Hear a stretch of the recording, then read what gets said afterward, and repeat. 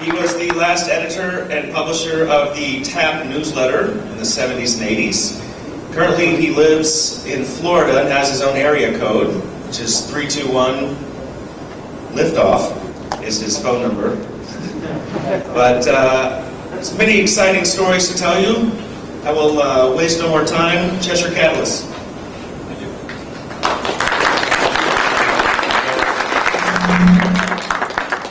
The way I do tell the story is that the 321 area code came about because I asked for it.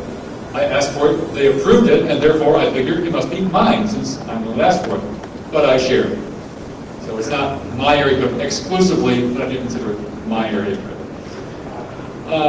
Hi, I'm the Cheshire Catalyst, Richard Cheshire. I do have a website, CheshireCatalyst.com. You then put /H2K2/direct.htm in all caps. You will find the notes for this particular lecture. And let's see, let's tab around so we find Netscape. And I have done the Alt View and increase font so that it can be legible in the big room here with my notes, which is going to be going through. So anyone on the internet who's just catching the audio of this will also be able to follow along with their web browser. It was written in Notepad, my favorite HTML editor. And because it's HTML, it can be read in any browser. I happen to like that. As an old phone freak, I am embarrassed to say that in my day job, I am a directory assistance operator. I work for a third-party company that is hired by a large IXC, an inter-exchange carrier, whom I do not wish to identify. Sorry about that. You can speak offline. Anyone who buys me lunch, I'll tell them who I work for. And I'm on a very limited budget. I need someone to buy me lunch. Day to day, you know what I do. I go, what city and listings, please? And it used to be just, what city, please? But somebody brought suit with the FCC, blah, blah, blah. The lawyers now say we have to say, what city and listings, please? To give the impression, so you now know you can get more than one listing per call. Now, my company actually doesn't work with just the one IXC. We've got a couple of companies we answer phones for. A nice bright pop-up screen comes up and gives us our answering phrase so we know which one we're answering for this call, and it does change from call to call. We're a very flexible company, so if you're looking for a company that does do direct assistance services, just drop me an email, cheshire@2600.com, and I'll send you along to our salespeople. We'll be very happy to find the direct assistance service that will work for your large IXC. And, but you can get more than one listing now. So be sure you keep reminding the operator of that, because we used to just throw them to audio. We have a big yellow button that says off to audio, and off they go. And then you hear from Jane. Now, who knows Jane's last name? Jane Barbie, of the Autocron Corporation of Atlanta, Georgia, which is now, I think, Telecommunication Electronics, or some fancy name, at a different page. If you go to the CheshireCatalyst.com website, there will be a link to other URLs and a link to interviews with Jane Barbie, who was recently on the NPR radio program, Wait, Wait, Don't Tell Me, the News Quiz, which, as a news junkie, I listen to basically every Saturday. And Jane Barbie is the voice of very many voicemail systems and virtually all of the telephone company recordings of the last 40 or 50 years. So we will pass you off to Jane, who will be happy to tell you the telephone number at least twice, and then can return you to the directory assistance operator if you have a second listing that we've got to grab for you. We find that it's easier to give them what they want, not necessarily what they ask for. I want the airport in Hodon, and we don't know which airport that is. We just put in airport info, and usually it'll come up. Sometimes we have to search a lot for it, and it would be very nice if airport managers would put in the word airport as part of their listing and special number for info, so that we poor directory assistance operators can find the listing. This is the major message of my talk today. I'm not really talking to this audience, but to the internet audience, who I hope will be the corporate telecom managers, so they can figure out from my talk how they should list their company so that I and my 600 best friends in my call center alone can find them. And there are many other call centers around the nation. So we give them what they want, not necessarily what they ask for. They want a hospital. Well, if you don't tell me you want patient information, I'm going to give you the main switchboard number who will route you to patient information. But if I have to stop and ask you, that's going to run up my time. ACHT, average call handling time. This is what we're rated on. And in my company, it's about to be what we get paid on as well. There is much grumbling in my company, but the floggings will continue until morale improves. So it's going to be a way of the world fairly shortly. But ACHT, average call handling time, the quicker we can find your number and throw you to Jane, the smaller our average call handling time will be, and the more calls we can take per hour. And that improves our productivity, etc. And we can take more calls and hopefully get more money because we get paid per call. Another thing is when they ask for a hotel, and I have 3 or 4 hotels in town. They want a Comfort Inn in Denver, for example. Well, I've got 3 or 4 Comfort Inns in Denver. Would you like a toll-free number? Perhaps they could help you.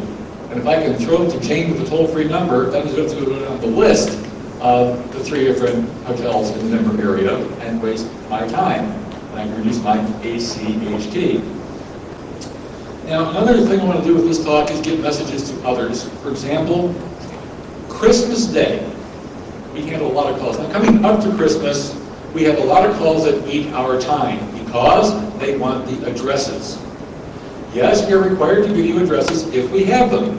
Now, in rural small towns like Podunk, it might be just, Jack Smith, Podunk, and there's no address given. But many times, we'll just say Highway 3, or whatever. We'll give you what we've got, but we just haven't always got it. A lot of times people don't want to list their addresses. They don't want their address in the phone book. And we only get what's in the phone book.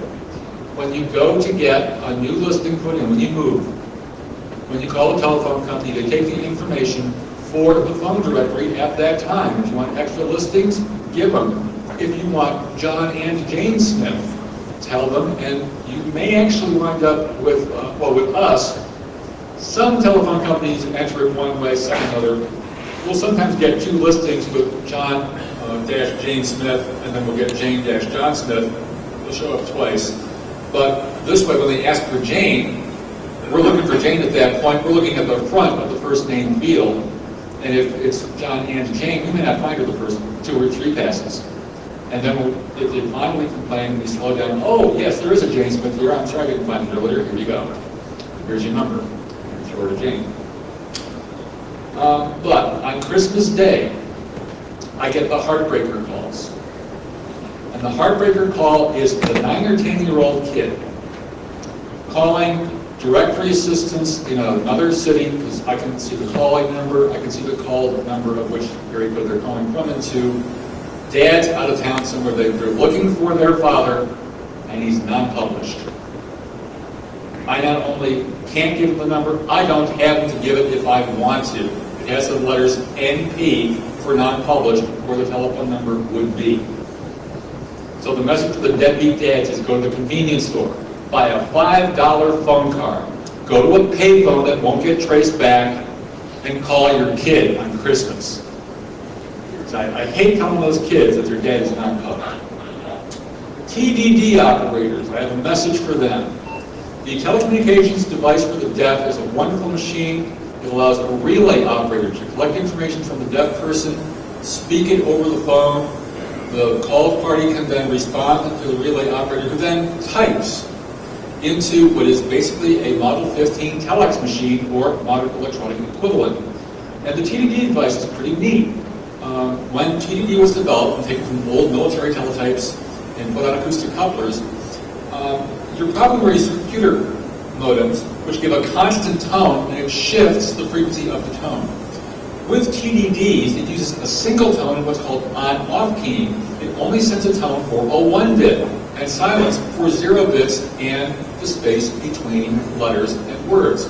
This means if you have a conference call with TDD devices, everybody can type, and everybody else can hear, and by viewing the little online display. And you can have multiple people on a party line because it works slightly differently from the way computer modems work. So TDDs are wonderful, but please, the TDD operators, collect your information from the TDD party before calling us. The usual procedure is to just carry on a conversation for the deaf person. But please, try and reduce our ACHT, and we'll try and help you reduce yours. Small towns.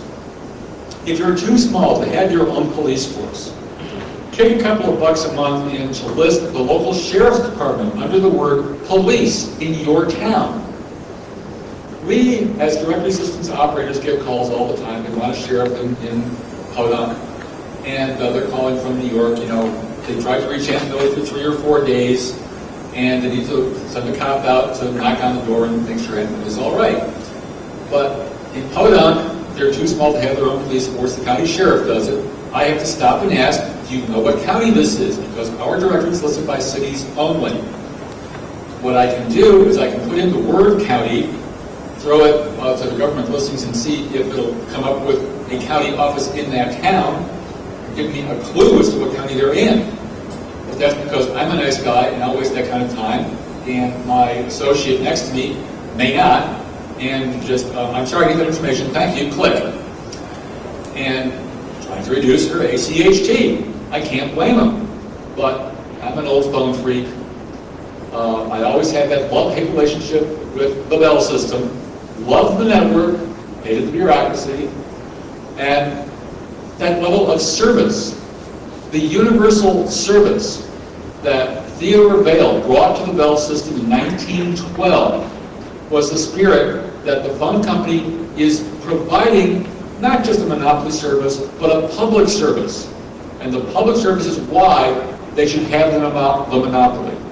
Okay, it was a political move, brilliant, but it inspired a spirit in the workers to provide service to the public, good service. And since I come from the phone free community that loved that network, I go to great lengths to try and find numbers that sometimes just really aren't there. But I'll try. And I'll tell people, still checking, failing miserably, but still trying. And we're trying to inject some humor into the situation, but in a lot of cases, the number just isn't there. Big cities. Get your cops to list police, non-emergency, in big bold letters in the local book, so that hopefully it will float to the top of our listings. It needs to be at the top of your big city police department listings in the phone book, because that's the only way it migrates into the directories of the long-distance carriers, the IXCs, the inter-exchange carriers. Some cities have so many departments that we can't find the main listings because you've got all your precincts in there, and the word main is in the ends. And at a certain point, it lists alphabetically by department. Trying to find the main number, or, you know, we generally look for the word info. So having the word info in there is a help also. But help us, please. We need the help so we can find your numbers. Department store managers. Take a survey of your customers. If you're a national chain, throw it to market research. How do they ask directory assistance for your store? Get listed that way. If your sign out front says Super K, if you've thrown millions of dollars across the company in this signage, why do you still only list yourself in the phone book as Kmart? I personally drive past a Kmart on my way to work and see the big K sign. I have figured this out. Not so many of my 600 best friends in my call center have figured this out. Some of them are giving not found reports. Transit companies. please plainly list your route and schedule information under bus or transit. Okay, you've got a trendy acronym. You're the Denver Area Rapid Transit, you're DART. Cool. But directory systems operators don't live in your town anymore. Even the ones that say they're area code 303, I handle 303. I'm in 321. I don't know Denver. I happen to have checked up on this information, so I happen to know, but I now know to look for DART. My 600 best friends don't. We need a listing that says bus, schedule, and then we can throw you phone calls. We won't give the not founds that you may have heard rumors about people are getting. Especially marking if it doesn't end in one or more zeros. Now, I'm the kind of operator that looks through a long list of numbers for a company, looking for all the zeros. The ones that end in double O or even triple O. Okay, main number, throw that number to Jane. She's my really best friend. And Jane will get it. But when you've got a number like 718-217-5477, I'm supposed to know that this 5477 stands for LIRR, for the Long Island Railroad. Clever acronym for all the New Yorkers and all the guys on Long Island. But for us down in Florida, we got a couple of New Yorkers in the crowd, but we don't see the clever letters. We only get the numbers in our directories. We never give out the clever letters, even when we've got them. When I get somebody calling for a Holiday Inn, to tell them just dial 1-800-HOLIDAY, it's amazing how many people in this country have yet to figure out the little letters on the telephone dial and how they correspond to those words that they see on the television. We want the word info.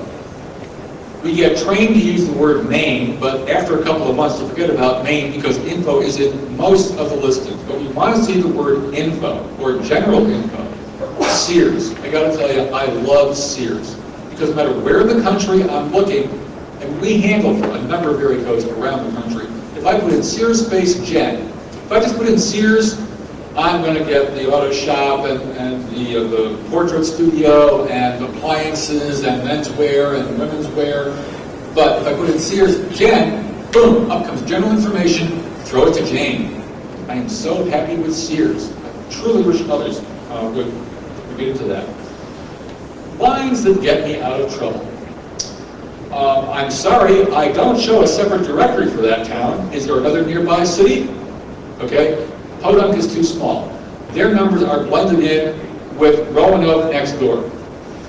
And Roanoke I can find. Actually, our regions, when we hit that expand location button, spread out into very large areas. They think that because Podunk is 50 miles from the nearest city, that it couldn't possibly be a Roanoke number. Well, yeah, probably it is. And we need to know that.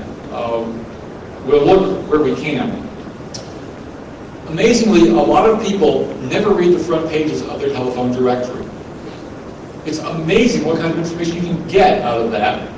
For one thing, since deregulation, dialing 0 only gets you to your local telephone operator. If you need a long distance operator, you dial 2 zeros, 00. This concept has been in effect for at least a decade, and it is truly amazing how many people have not yet figured this out. I truly wish the FCC would get with the phone companies and make them take one full page in front of their directories, and in the top half of the page, in very large print, say 0 is your local operator. In the bottom half of the page, in very large print, 00 is your long distance operator. Maybe not a full half page, but underneath that, you can have the numbers for finding out who your long distance carriers are, plural. You have 2 long distance carriers, or you could have 2. Probably you got the same people for both. But to find out your long distance carrier, you dial a free number, 1-700-555-4141. Your long distance carrier will pick you up and drop you a recording saying, hello, I am the Mumble Corporation providing your long distance. However, you also have a local toll carrier. there are LATAs, local access and transport areas. Somewhere in the front of your telephone book, it may tell you that. Some telcos don't want to scare you by using the term LATA, and they'll just say it's your local telephone region or some other nonsense.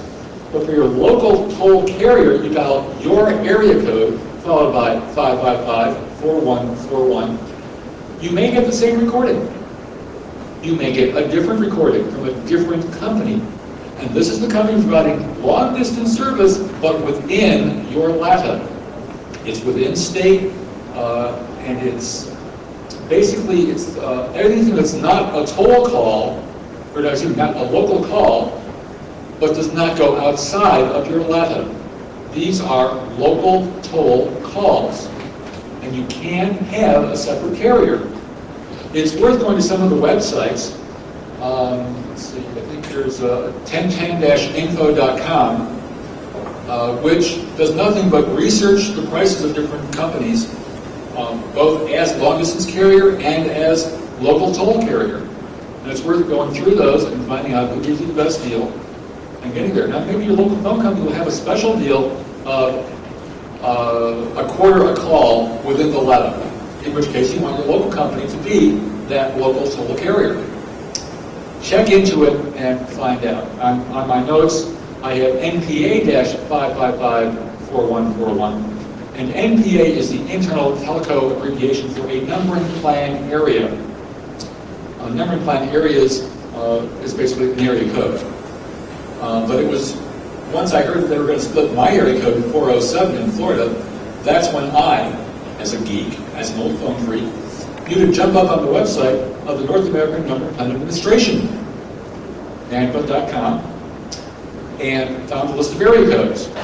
You know the list. 201, New Jersey, 202, DC, blah, blah, blah, blah. And there were these gaps that were marked available for geographic relief. Okay, I went down the list, and I saw 321. Wait a minute, 321. I'm also a space cadet. That's why I live near Cape Canaveral. And I saw number 321, available for geographic relief. That's when I brought down the web browser, brought up the word processor, and started in on my testimony for the Public Service Commission hearings. The rest, as I said, is history. Bad examples.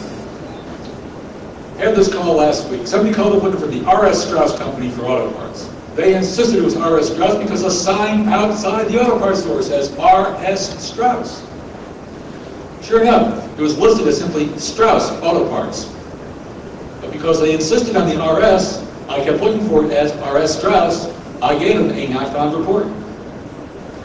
So you've got to do that market research. Why I hate copyright lawyers. I get calls, public storage warehouse, please, fine. Warehouse is spelled W-A-R-E. Warehouses are for merchants to store their wares. This is fine. The men's warehouse is spelled W-E-A-R, for the clothes men wear. Well, I have finally figured this one out. Some of my 600 best friends haven't yet. There's an outfit, I think it's in California, the Music Warehouse, W-H-E-R-E, house. Where are you going to find the music, man? It's not their tagline, it probably ought to be, but I don't live there. I've never seen one of their stores before, so. But I finally just put in music and looked for it in a small town, and it came up spelled that way. I hung my head and said, sorry, here's your number. Sent her off to Jane. And now I know how to spell warehouse for the Music Warehouse. But I hate copyright lawyers. Telcos are among my worst cases. First off, Verizon Wireless has a listing in every small town, podunk, and everywhere else. And in those places where Verizon is the local telephone company, trying to get past the Verizon wireless listings is a pain in the butt. You try and look for Verizon customer service, you try Verizon consumer, and Verizon's in so many different states, and they're all listed in so many different ways, can't keep track. And what I go through trying to find a Verizon number to give to people to just get new service. It's atrocious. The telcos themselves are their own worst enemies. Southern Bell. Down in Florida, we have a number, 780-BELL. 780-3255. Well, that only works from within Florida. Furthermore, it only works from within your area code. You've got to put your area code in front of it if you have 10-digit dialing.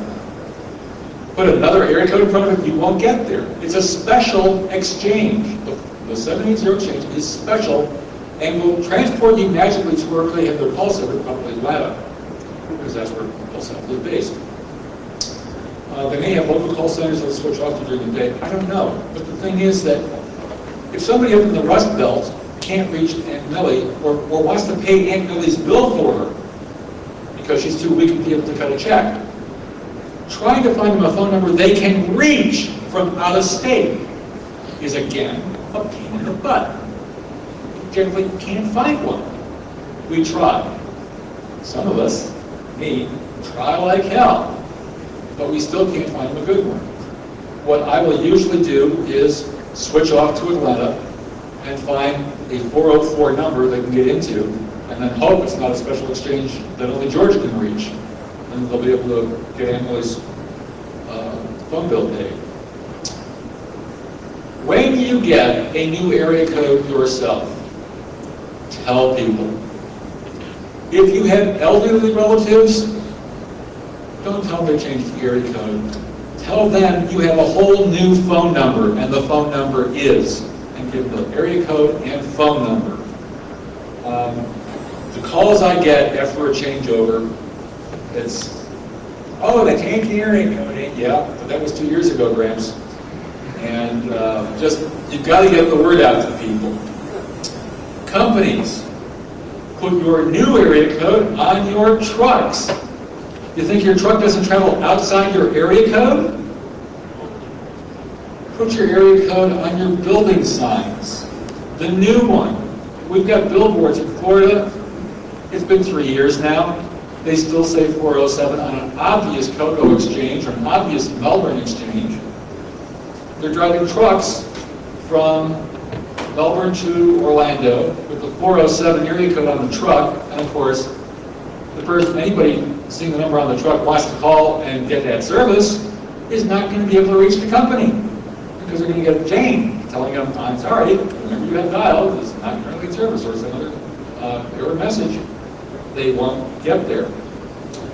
Put area codes on your signs even if you don't have 10-digit dialing. If some tourist comes through and sees your truck and jots down your phone number and then goes home, golly, I wonder which area code in that state they're in.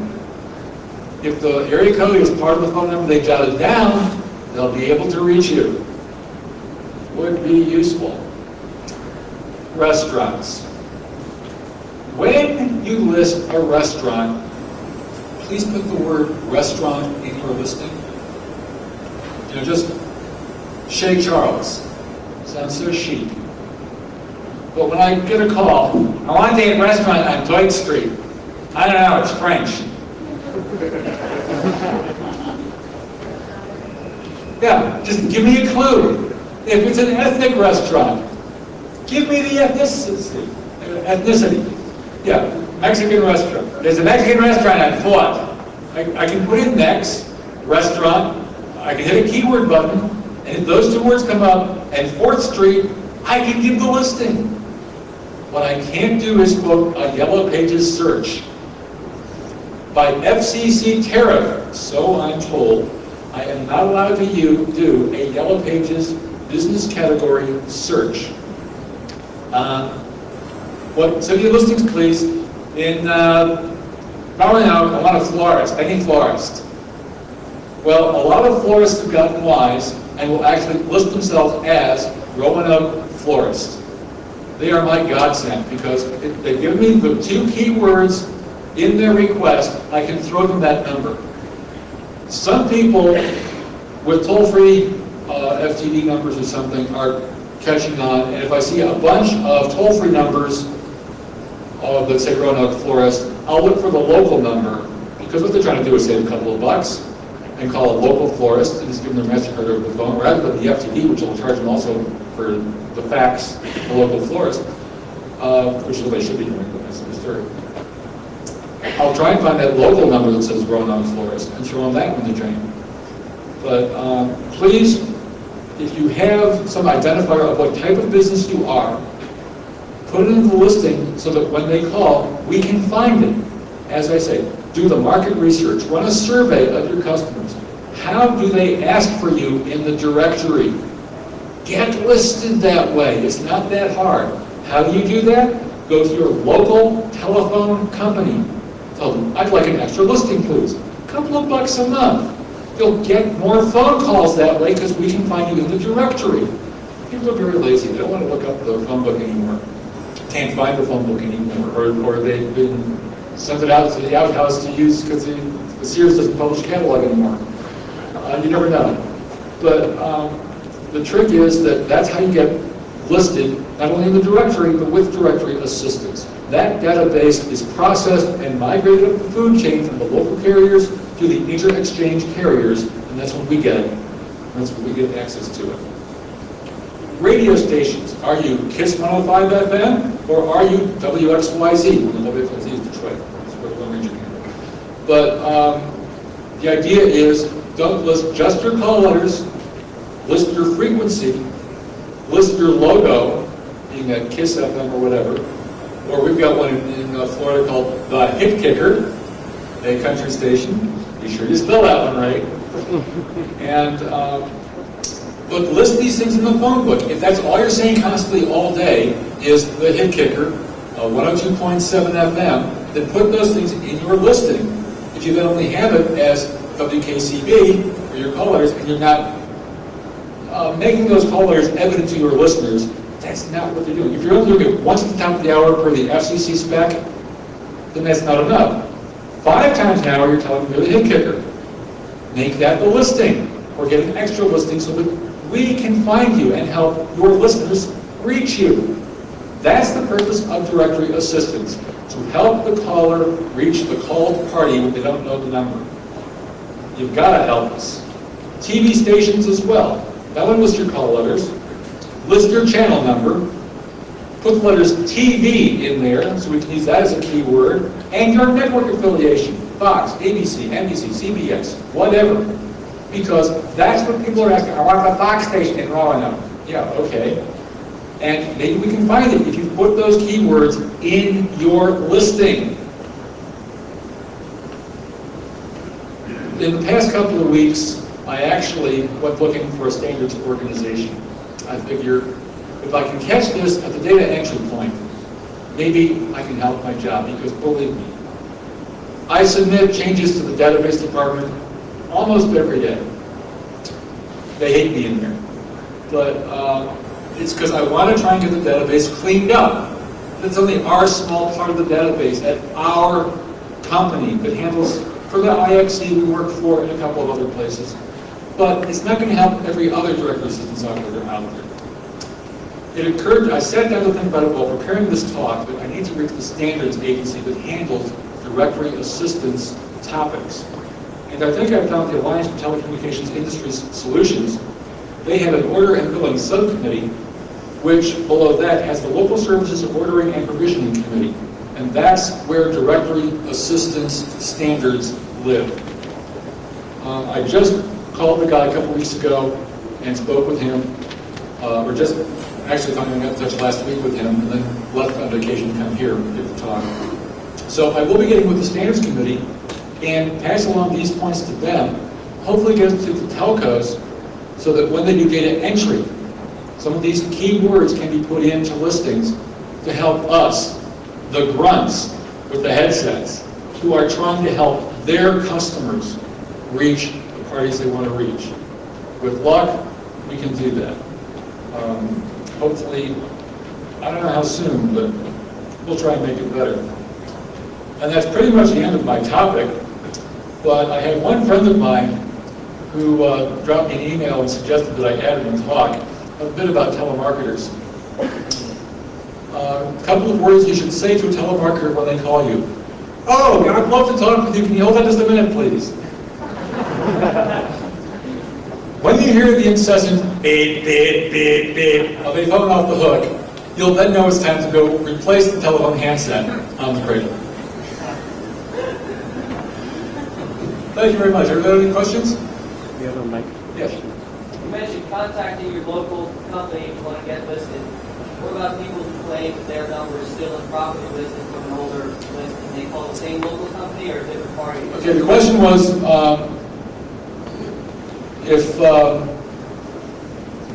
about people who want to be listed if they claim that they are improperly listed. Yes, we get those calls. I pass them on to a supervisor who's supposed to jot them down on a form and submit them.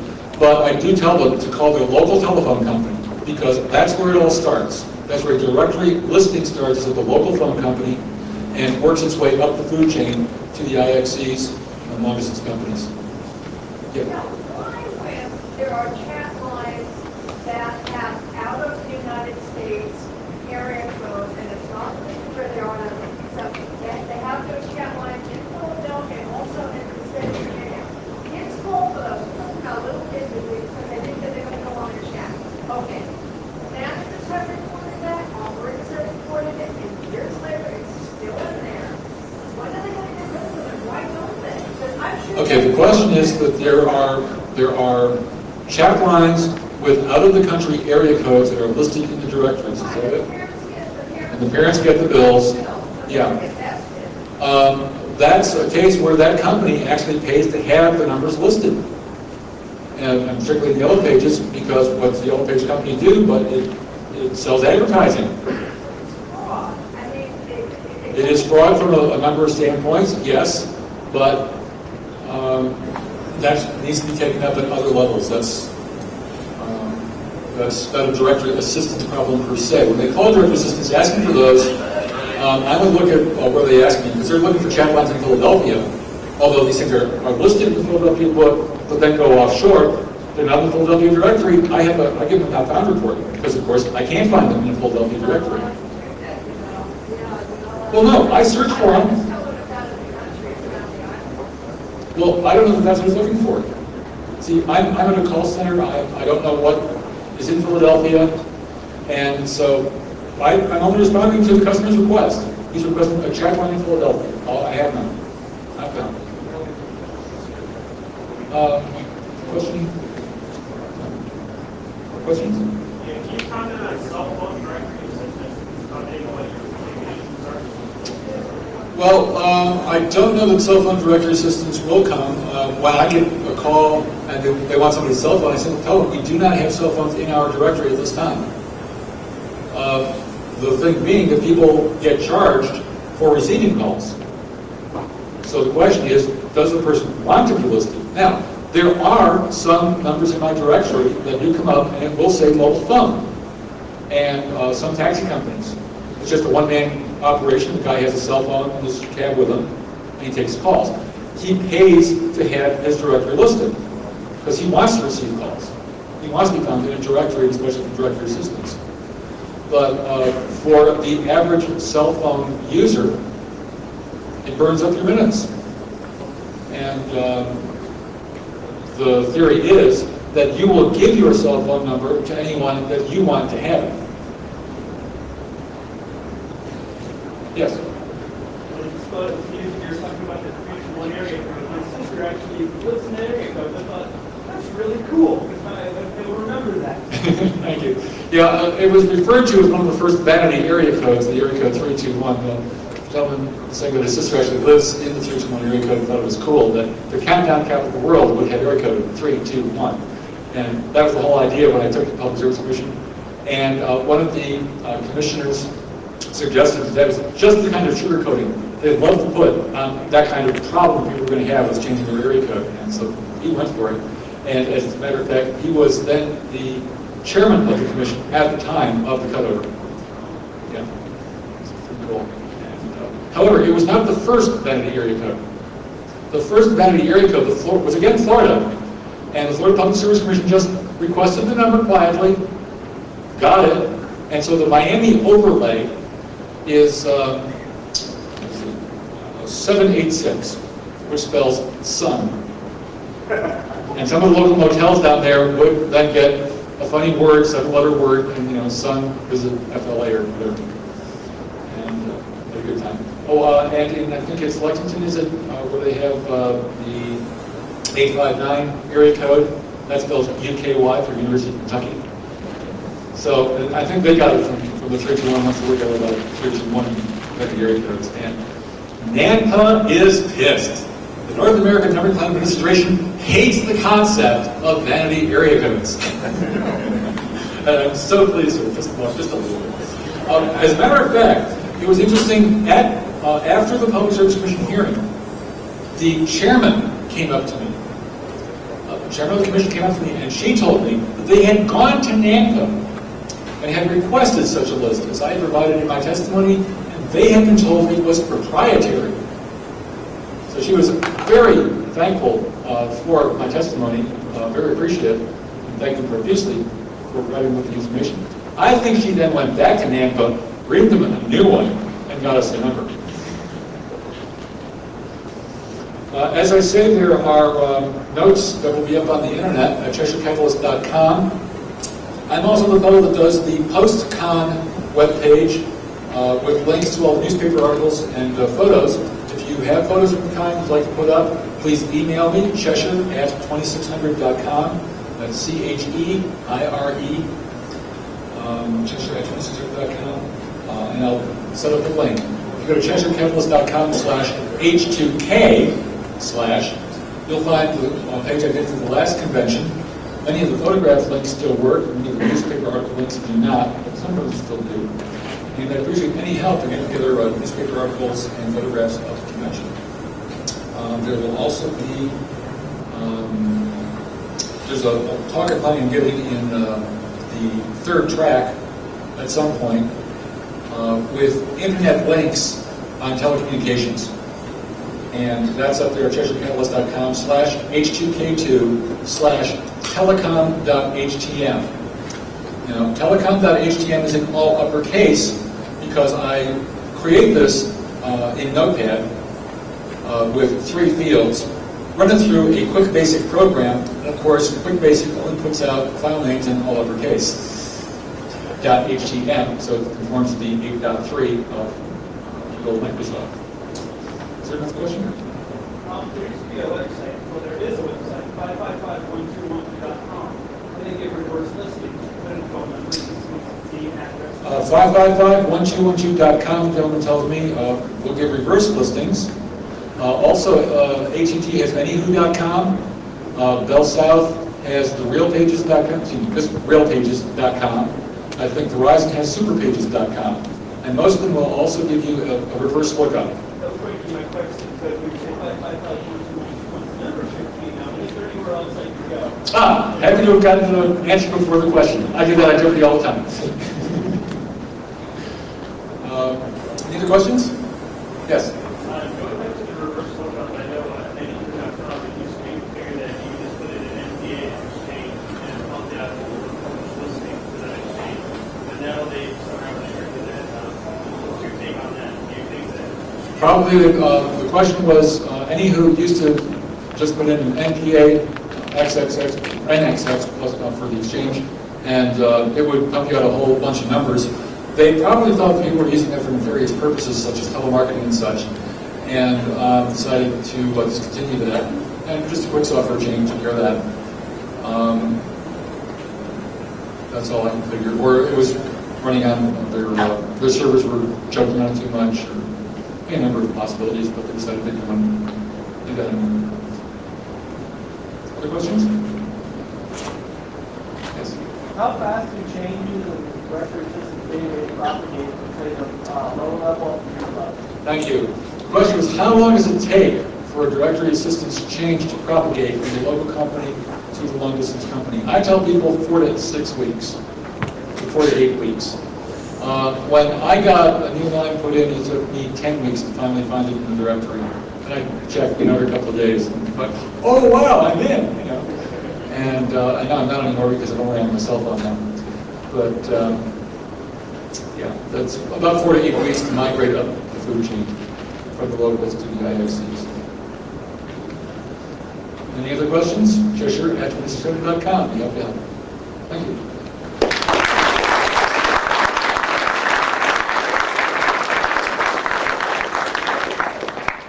I would like to say that I have books for sale on floppy or CD-ROM for $15. They're again in HTML. They'll work on any browser. And I also have copies of a little newsletter I published called Space Launch Info, which I sell to the tourists in Titusville on launch day. As I said, I live on the Space Coast, I like to watch things go up, and I like to share the knowledge. And there's a company, Gator Tours, that trolls International Drive and US 192 and Kissimmee, and drags people in from the hotels in the attractions area. And these people have no clue that there's a shuttle going up, where the astronauts are, what the payloads are, and it's just to help them with little of what's going on with the flight.